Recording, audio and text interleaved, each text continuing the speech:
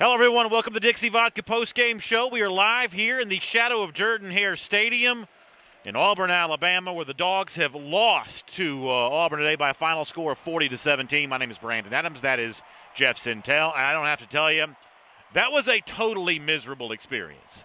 And I am not in a good mood. So we can do all this. We'll take the comments. We'll break it all down. As I said on Twitter a moment ago, no punch is going to be pulled here. We'll call it like it is, both the good and the bad.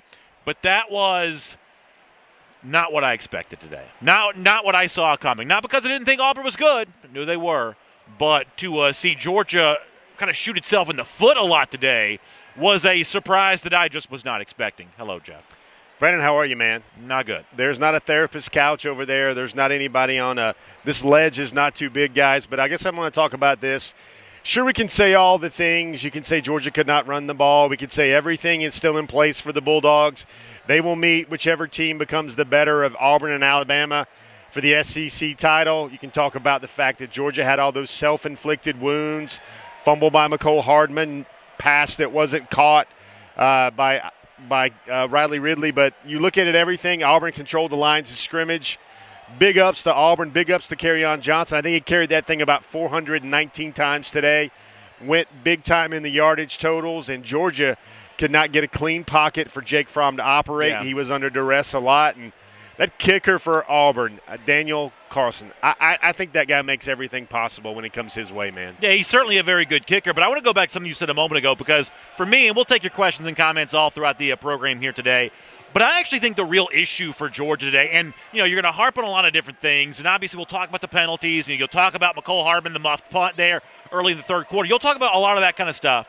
But for me, it was an inability to establish anything on the offensive line of scrimmage. That's the real difference there, because Kirby Smart has said all season long, this is a keep chopping wood team. Hard to run in the SEC. They're going to try it in the first quarter. They're going to try it in the second quarter. If it doesn't work, they're going to keep trying it in the third and the fourth quarter. And for the most part today, it just never worked. Today, Auburn did kind of bow up and stand up and kind of bend its back a little bit and stop the Georgia run game. And that for me is the entire issue for the game. You want to blame it on Jake Fromm, you're wasting your time. You want to start talking about any other miscue, any other individual thing. I think all of that could have been overcome. For me, it's Georgia, which has been great in the running game all season long, a much better performance from the offensive line than I think we would have expected. I believe that's the reason why Georgia lost this game today. You can sit there and hash everything, and you can say this and this, and first things first, humility was this week. Kirby always says, Coach Smart always says humility is 1 week away. Well, humility was right here on November the 11th, 2017 in Auburn, Alabama. I think the thing for me is when everybody gets into their cars and points their way back up to 85 or wherever their Bulldog homes are at, the first drive of the game, man, Georgia just gashes Auburn. Yeah. And they just run right through them. And then the rest of the game, Georgia is just trying to spark it up. You remember the missed field goal by Blankenship. You remember – I just keep coming back to stupid things like penalties that extend drives, the things on the punts that extend drives, even Sony Michel with a bad penalty that extends a drive as well, senior leader and everything like that. You see on the screen right there the rushing yards today for Georgia, having Auburn do to it what Georgia has done to most teams this season. Auburn going above 200, holding Georgia to fewer than 50, just 46 on the day today. That's one of the real stories in the game. But you mentioned that first drive, and listen, I was overwhelmed by how strong Georgia starts this game. But if you go back and look at the drive chart, though, there's not as much gashing as you might think. It's a Nick Chubb run for first down. It's a pass to Charlie Warner for 2 yards. It's the big throw to Javon Wims for 28, and Wims kind of helped Fromm on that one a little bit. The other big pass to a wide-open Terry Godwin for 26. Then it's just Sony Michel for 7, a Sony Michel for 5, a no gain for Michel, and a 1-yard touchdown run. So the sum total of that first drive where you thought, man, really Georgia's hopping and moving down the screen, the sum total of that drive was just the throw to Wims and the throw to Godwin. The other plays in that drive were not exactly gash-type plays for Georgia. Well, the run numbers will indicate that, and then the pressures on Fromm will indicate that. But what I mean basically by that point is Georgia was going forward the whole time. Fromm was getting time to operate and look downfield. And then a different game happens. You just run the numbers through your head, and the rest of the game is 40 to 10. How Auburn just kept chopping their own wood with Daniel Carson field goals. Their first 3 scores, we got to remember, were all field goals. They get a 9-7 lead. They hit a big ball. I think the key point of the game, and everybody's going to, if you've watched any quarters of football in your life, you're going to think about that McCole Hardman muff punt on his own 20. Yeah. He has the opportunity then to recover his muff punt and can't get on it. And that's just an indicator of McCole Hardman, because I thought early on in the game he was keeping Georgia in it with a lot of big returns. Let me talk to you about the penalties as well. In addition to McCole Hardman, the other big mistake that undoes Georgia today, those 15-yard penalties. There were, I think, 4 in the first half. Here's what the national media is going to say. And listen, the hot take's going to be vomited out by, so many different college football personalities over the next 24 hours, the next week. You might as well just go ahead and get used to that if you're a Georgia fan. For the next week, Georgia's going to be the fodder for hot takes, whether it be, regional blowhards, national blowhards, everybody in between. Anybody with a Twitter account is going to be giving hot takes about Georgia for the next week or so. But is it truly an example of the penalties, the lack of composure, the lack of poise? Was this a team tonight that was just struggling with being number one? Is that what this is? I don't think that's all. I think Auburn played a very good football game. Georgia couldn't run the ball. Georgia had never experienced a road game in a hostile environment where they couldn't run the ball against a very good foe in Auburn. Going to call them very good because they showed different football than I've seen so far. What happened to that second half against LSU? What happened to how they played against Mercer? Auburn brought its best football of the season. And I'll tell you what, Brendan, if Auburn plays like that, it's going to be very curious to me to see who Georgia would meet in the SEC championship game. You're going to remember this when you start, and maybe in the Georgia locker room right now, they'll say, we'll get them again if they're really that good. It'll be on a neutral side. It'll be in the state of Georgia. There'll be a lot of corrections, a lot of film, a lot of teaching to look from right there. But this is the part where I'm just going to stir that perspective batter just a little bit, Brandon.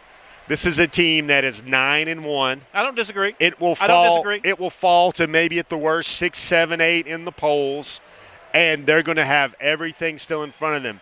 They're going to have the chance, if they win the SEC title game against Auburn or Alabama, to also get into that national title chase, much like Clemson did last year.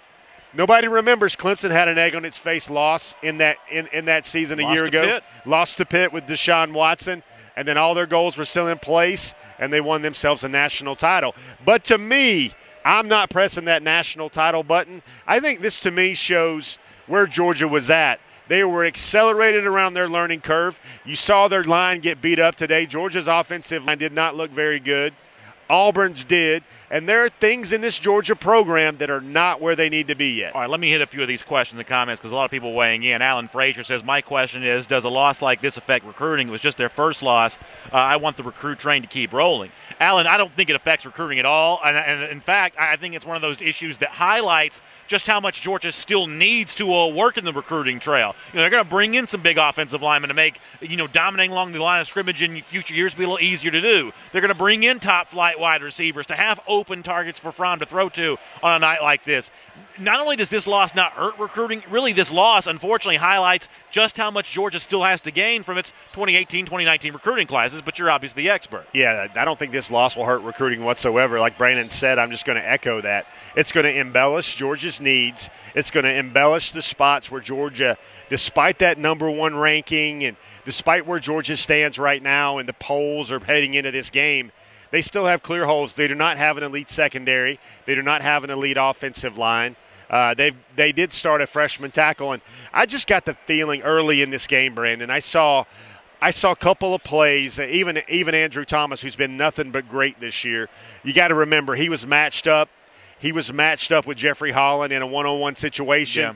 Jeffrey Holland beat him. I mean, one of the best pass rushers in the SEC. Yeah. Did what he's supposed to do against a freshman starter in the SEC. Made the play, popped Fromm in the back, and you have an indicator of how things are going to go. And here's the thing. When a good player beats another good player in a one-on-one situation, the only thing you do is shake his hand. And tonight, in that case, you'll shake Holland's hand. You'll say, hey, nice job, nice effort. We'll look forward to hopefully seeing you in Atlanta. That's what you do there. But what's going to get some Georgia fans frustrated, and I understand where you are on this, it's the penalties and the kind of uncharacteristic sloppiness which we have not seen from Georgia thus far this season. And for me, I'm not going to chalk this up to bad coaching. I'm not going to chalk it up to to anything sort of, apocalyptic, I'm just going to say that over the course of a 12-game season, sometimes you have a bad night. And in this case, Georgia had its worst night at the worst time. Well, what keeps going through my head right now is it's the thing that will bug me about this game is that Georgia got down, Georgia played bad, Auburn played great, and then Georgia could not muster up a counter. Yeah. Not only could they not muster up a counter, is they continued to shoot every toe off of the foot when they were trying to.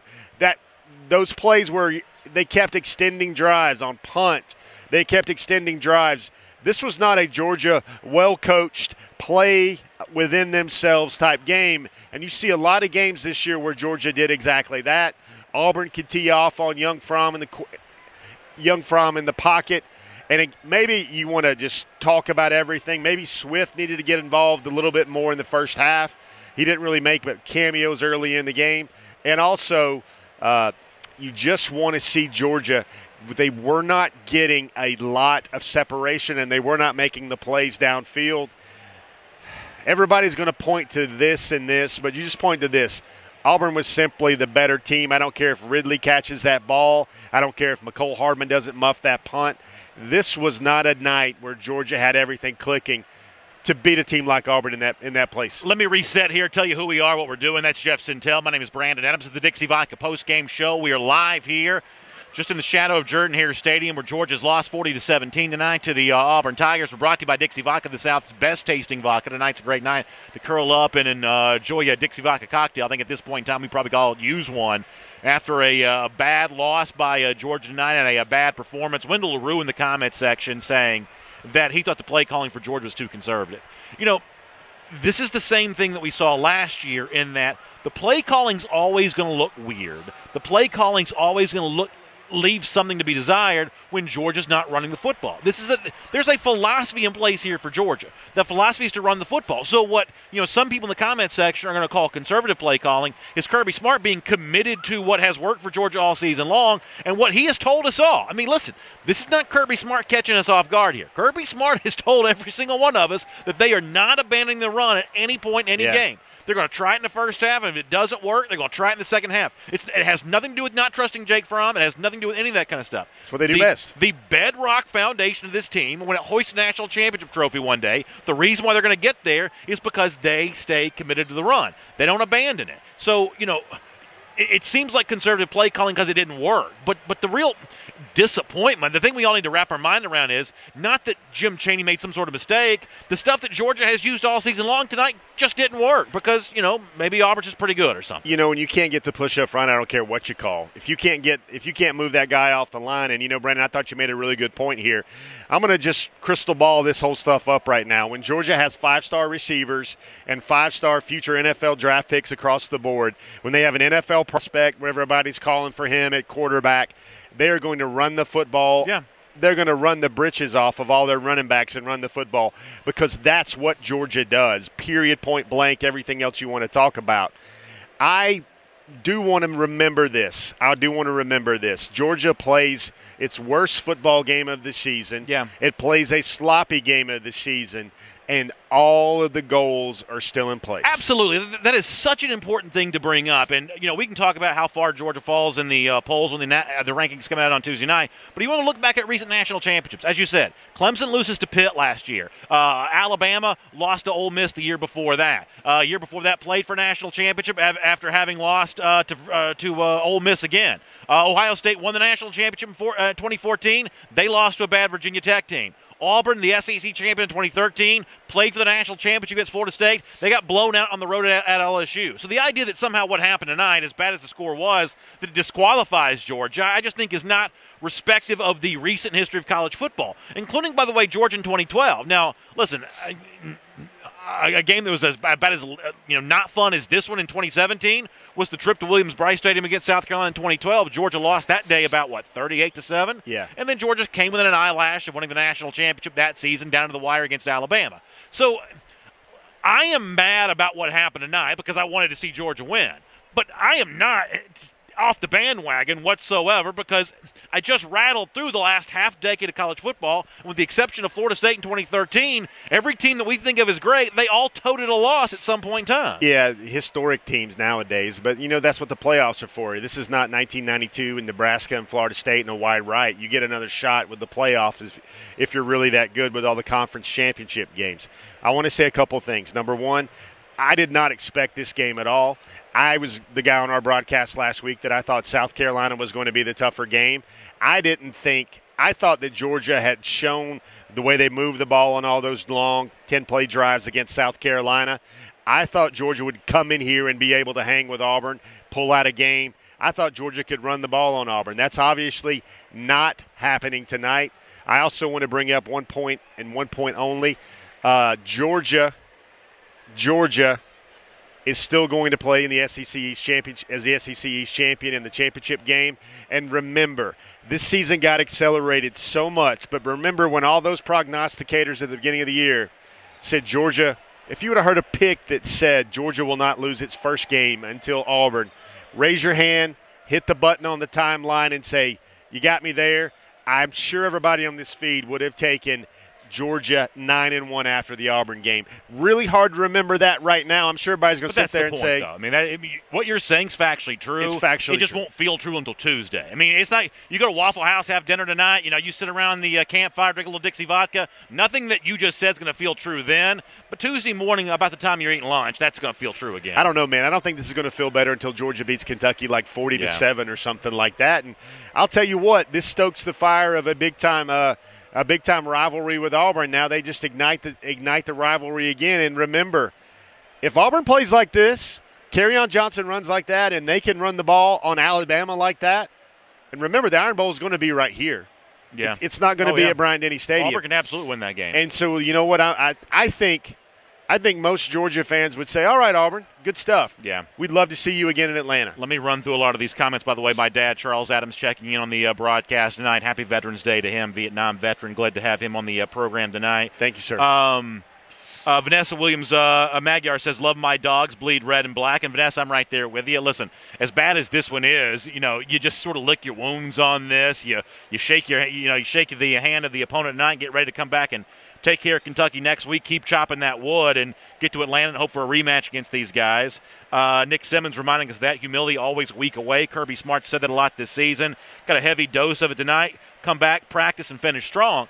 And, here is the part where I'm now going to veer towards the direction of positivity. And I know y'all don't want to hear this. I totally get this. I'm not trying to, pump you with sunshine and rainbows here. I'm not. But I will tell you this. As mad as I am and as dadgum disappointed as I am about what happened tonight, I trust this Georgia team to fix this stuff more than any I've seen in, well, maybe ever, but certainly in a long time. The team, the focus and determination they've shown all season long, yeah, they laid an egg tonight. And don't you know it's going to stink traveling back to Athens.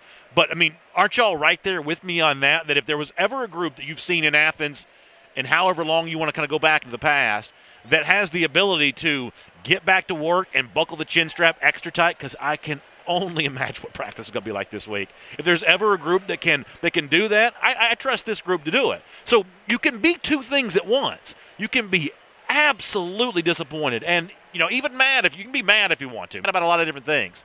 But you do have to sort of remember that this is a Georgia team more capable of bouncing back from this than maybe some of the ones we've seen in the past. Yeah, the part that irks me in football teams, adversity happens, things get beat.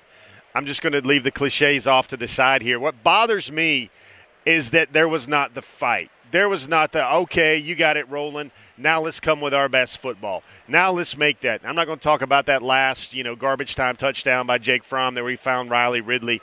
I just wanted to see the football team take it on the chin, get wobbled, and I wanted to see this football team come back, and I wanted to see this football team summing up what they've done all season long. We didn't see any of that in there tonight. All right, it's Jeff Sintel. I'm Brandon Adams. This is the Dixie Vodka postgame show. We're live here in the shadow of Jordan-Hare Stadium, where Georgia has lost 40-17 to the Auburn Tigers tonight. Of course, our show's brought to you by Dixie Vodka, the South's best-tasting vodka.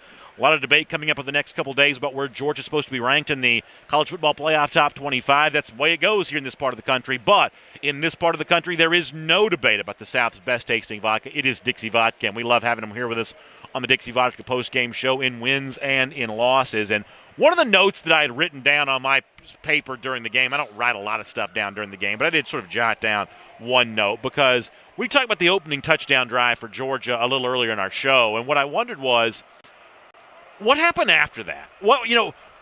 Georgia just marches down the field, and when you go back and look at the drive chart, as I kind of mentioned a moment ago, maybe they don't march down the field quite as much as it appeared in real time, but they do score that touchdown, and I thought the crowd here was so loud at the beginning of the game, and I thought, Fromm making two big throws, scoring the touchdown, I thought that was a great way for Georgia to start the game. But then kind of what happens after that? You can see the final stats, and they kind of speak for themselves. Georgia outpassed by Jarrett Stidham tonight. Certainly outrushed by Kerryon Johnson, who frankly proved to be a better running back than I thought he was. Auburn played turnover-free. Georgia didn't. Auburn had the ball for the lion's share of the game. What happened after that first drive? That's one of the questions I'd kind of written down as a talking point. I was just sort of curious what you might think about that. But maybe the answer is kind of going back to what you said a moment ago. You said that you didn't see the fight from Georgia. I hate to say it like this, but is there a chance they did bring the fight and just didn't win? That they did bring the fight and they just couldn't block on third and long. And you had Holland, you had Davidson, you had these guys getting the backfield. That Derek Brown and Davis Russell, and those guys proved to be a load to block tonight. And on the flip side, Braden Smith, who I swear has been at Auburn for 112 years, maybe Georgia brought the fight, but Auburn just fought a little harder. I mean, maybe that happened. Well, here's my take on that. I apologize for being extremely generic with what I said earlier. This is what I mean with bringing the fight. Okay, you could not run the ball. You were bludgeoning your toes up the middle, A gap, B gap, C gap. You couldn't stretch anything out wide. I'm talking about screen calls. I'm talking about making a play in the kicking game. I'm talking about springing a punt return. I'm talking about blocking for a kick return. Again, McCole Hardman's whole season this year is he is always one or two steps away, one or two blocks away, one tackler away from a touchdown in the kick return game. I just wanted to see that defense jump on Jarrett Stidham's back, cough up a turnover. I wanted to see Georgia, which prides itself on turnovers with those strips all the time. The offense wasn't getting it done. The dynamic defense that we've seen all year. Remember how Davin Bellamy closed out the Notre Dame game when he came in? Blew by an NFL offensive tackle, forced the fumble, and just silenced that rally. I wanted all phases of the football team because that's what everybody said coming in, Brandon. They said Georgia, offense, defense, special teams. That's a good program in every area. There were no weak spots. Everything was genuine. That's the thing that irks me is that Georgia, when the offensive run game, and let's face it, Brandon, college football is tough. Sooner or later, you're going to meet a team, especially in this league, that's going to take away your run game. That's what Herb Street and all those guys had talked about all along. I was looking for Georgia to do something to win a game and get back in the game in a different way. To me, the final score is 40-17. I think Auburn was going to win this game the way it played out. I would have liked to have seen a 40-27 type game. All right, let me see Diedrich Frazier, who says the pain is lessened knowing if we win, we're in the playoffs. William Morgan disagrees with that. He says no playoffs now. Let's spend a couple of minutes on this because this is obviously, something a lot of Georgia fans are thinking about, kind of where Georgia might be ranked come Tuesday night, kind of how far Georgia is going to fall after having been the number one here. A lot of this is dependent on what happens with Alabama and Mississippi State. That's a game that's being, played right now. I haven't seen a score. Some of y'all can put the score in the comment section if you want to. TCU Oklahoma is playing right now. You would think the winner of that game leapfrogs Georgia. If Alabama wins, it leapfrogs Georgia. Notre Dame, if it beats Miami, it probably goes ahead of Georgia here. Miami may go ahead of Georgia. But what I don't want to see is I don't want to see a team like Oklahoma, if it loses today, still ranked ahead of Georgia next week. And really, even if Oklahoma loses or wins today, you're going to penalize Georgia for giving up 40. Oklahoma gets up 40 in its wins. Okay, they gave up 40 to Oklahoma State the other day in the game they won. So let's be careful, how far we move down Georgia because a lot of teams have not exactly had perfect Saturdays 10 times in a row this season. And apologies, Brendan. I know you do shows every week where you've got to talk. The rankings are theater. The rankings are subject matter that must be explored. That's what gets on my medication right there, Brandon. That's what raises my blood pressure. I could care less about those stinking rankings right now. Georgia plays in a conference with everything in front of themselves. I don't care if they fall down to 11, 12, or 13. They will get a chance to face the champion of the West in Atlanta. If they beat an Alabama, if they beat an Auburn, the SEC champion, especially if it's a one-loss Georgia, I don't care where it was ranked at the time. A one-loss Georgia, provided it doesn't lose to Kentucky and Georgia Tech to close out the season, Georgia will be in those rankings. Rankings, schmankings, again. Got to remember here, guys, this football team has made great strides in year 2 under Kirby Smart. The rankings and everything else was great for everybody to think, oh, national championship, this is what we got to do. All Georgia needs to do is concentrate on winning the conference. Win the conference, and then you can start dreaming those other dreams. But here's the problem with that, though, and I don't want to spend a lot of time on this, but here's the one problem you got to think about. Where Georgia's ranked does matter because with the presence of Notre Dame, you've just eliminated, assuming that Notre Dame continues to play well and perform, you've eliminated another conference champion. We know every single year in the college football playoff there are 5 major conferences, there are 4 spots in the playoffs. There'll always be one conference left out. This year, though, with Notre Dame at number 3 in the polls right now, if they play themselves in, now you've got 2 conferences left out. If it's undefeated, you can say what you want about the horrible schedule that Wisconsin's played, but an undefeated Big Ten champion is going to be hard to ignore. A Miami Clemson ACC championship game becomes a hard team to ignore. A Notre Dame, if it's 11-1, that's a hard team to ignore. Where you're ranked matters because there's still only 4 spots for 5 conferences plus Notre Dame here. Yeah, but I don't want to turn on the congregation or anything else like that. But with all the rankings stuff, I know people are going to worry about that. That's a Tuesday story. That's a Monday story to think about. But to me, Georgia would play a number 1 Alabama in the rankings, and they would knock off the number 1 Alabama. Or Georgia might play, the thing to think about here, guys, is that Auburn-Alabama game is going to be a slobber knocker. Yeah. It's going to be right here, and they're going to be beating their chest because of what they just did to Georgia. And if they play like that, the one thing that concerns me about Auburn, brilliant win, great win, handled Georgia. No problem about that. The thing that concerns me about Auburn is, did you see all those risky plays they were going with Jared Stidham and everything else like that? In the first half? Yeah. The stuff that Malzahn was doing in the first half was so stupid. You're going to get your quarterback broken in half. And, again, look at Kerryon Johnson and his totals and how he's leading the SEC in rushing and just trending upward and upward and upward. He's touching the ball about 34, 35 times a game. That'll get you beat because Kerryon Johnson will miss the second half or game somewhere. I mean, in all honesty, one of the things that makes this loss sting all the more worse is the fact that Gus Malzahn's coaching this first half like it's a high school all-star game as opposed to an SEC football game. He's got, offensive linemen lined up as slot receivers. He's doing double reverses. He thinks he's cute, and I guess today he got the W, so you tip your visor to him. But that's one of the things that makes the loss even worse is the fact that Malzahn's out there drawing up plays in the dirt with his finger. Yeah. One thing I'll say here, and I can get you on that, Brandon. One thing I'll say here, and I'm just going to throw out a fact, and everybody on the timeline that's watching us with here on the Dixie Vodka postgame show can react accordingly. This victory secures Gus Malzahn at Auburn for at least another year. I think that's pretty clear to be said. Yeah. Gus Malzahn at Auburn is not going anywhere. That seat is just got stuck into a Yeti. Everything's great, and take that for what you will. If you're a Gus Malzahn fan, fine. If you're not a Gus Malzahn fan and start to think, well, that's somebody better than a big-time coach, an elite coach coming into Auburn, fine. All I'm going to say is this. Gus Malzahn has his first win against an Auburn or Georgia in 3 years, and that's going to be a great thing for Auburn Tigers because his time at Auburn is definitely not up. Yeah, that's no doubt about that. Looks like Malzahn's probably earned himself another year.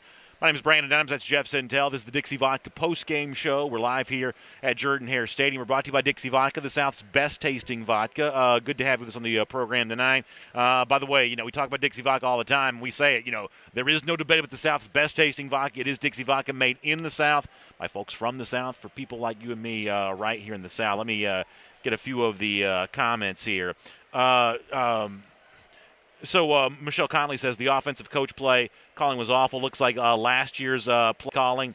I think one of the reasons why what you saw from a play calling standpoint tonight looked like last night or last season was because of the fact that the running game didn't work. The same way that the Georgia offensive line got pushed around a lot in 2016. You had that happening tonight, and when you get pushed around by the offensive line, or when your offensive line is getting pushed around, the play calling is not going to make a lot of sense.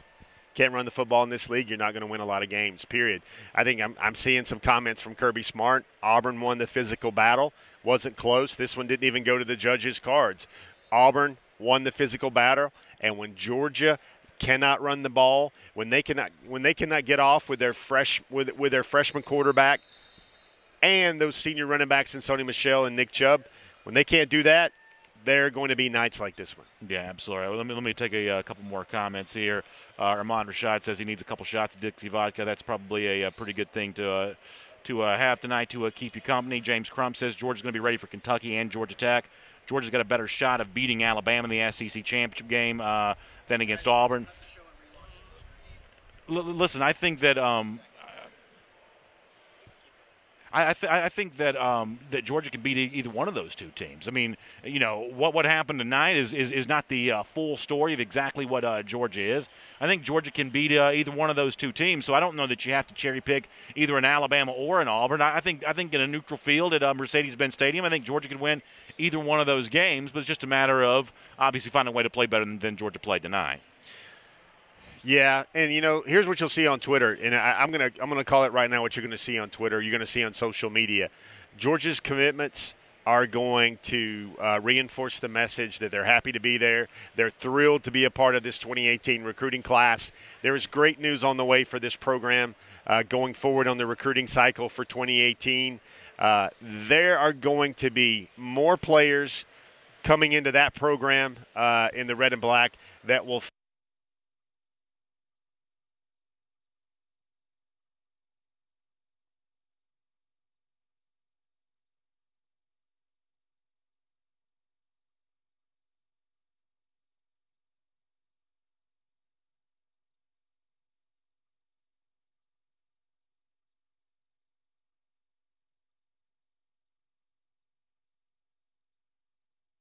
At least here early. Can I at least transition for a moment and talk about something positive here? Tonight, Nick Chubb, you know, he won't remember this part of the game because obviously he's all about the